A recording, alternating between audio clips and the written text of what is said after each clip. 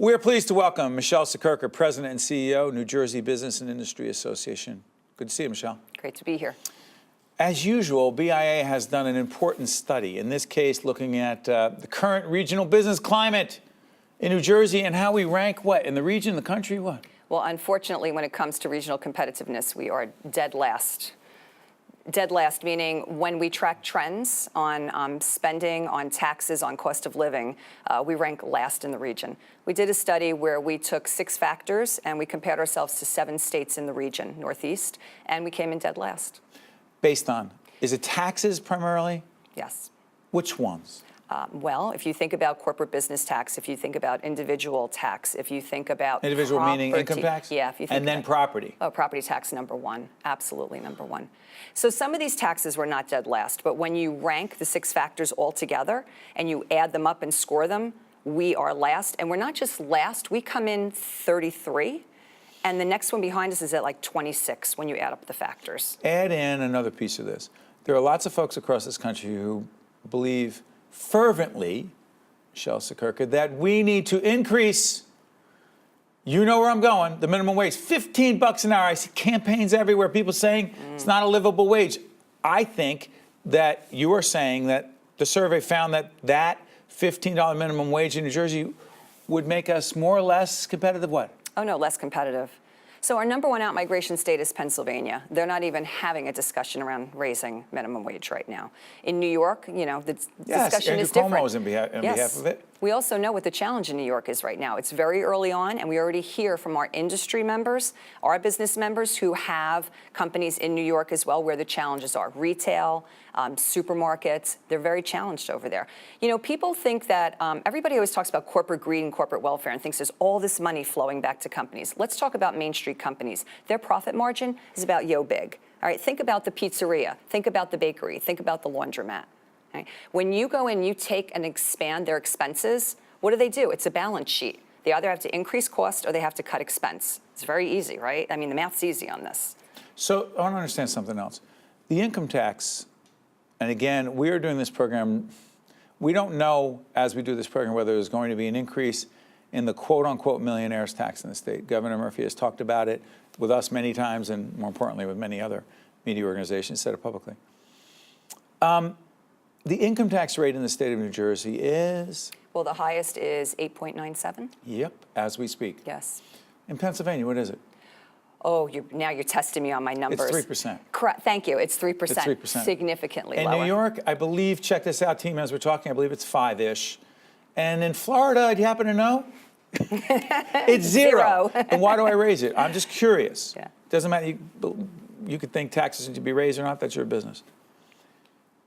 How easy is it for certain people who don't like or don't want to stay in a state with a certain income tax rate to, quote, just leave?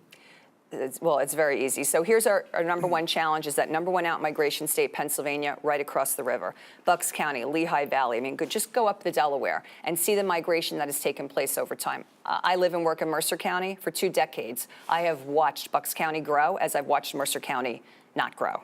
Okay? Right. So you can talk about out-migration to that #1 state right across the river, walking with your wallet. But the other thing is you talk about Florida. Now, we can't compete with Florida. Let's be fair. No, you can't. That's 0. And we need an income tax in order to pay for our public schools and a whole range of other things. And the services that we have, rich services in the state of New Jersey.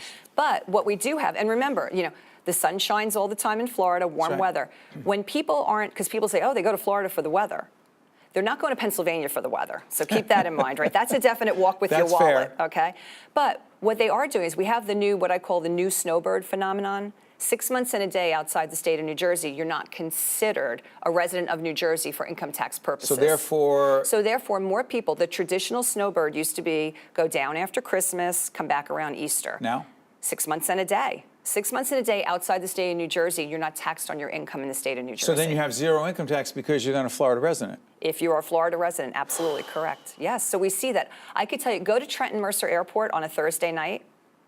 You will see all the folks who can afford to do it go down to Florida, counting their days for the 4-day weekend. Mm-hmm. What do you say, Michele, devil's advocate, what do you say to those, again, we don't know what's going to happen with the millionaires tax. What do you say to those, like Governor Murphy and others, who say, you know what, we've got a pension crisis in New Jersey with public employee pension. crisis. It's underfunded. The public schools are not getting the dollars they need. A whole range of other services.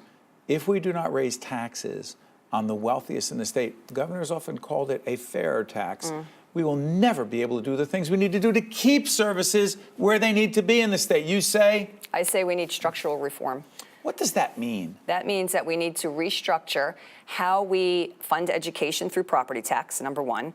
We need to address how the health care benefits for state workers. Now, I'm not picking on state workers, okay, but there has been, at least for 5 years, a recommendation out there to the tune of $1.2 billion to take the health care plan from a platinum to a gold.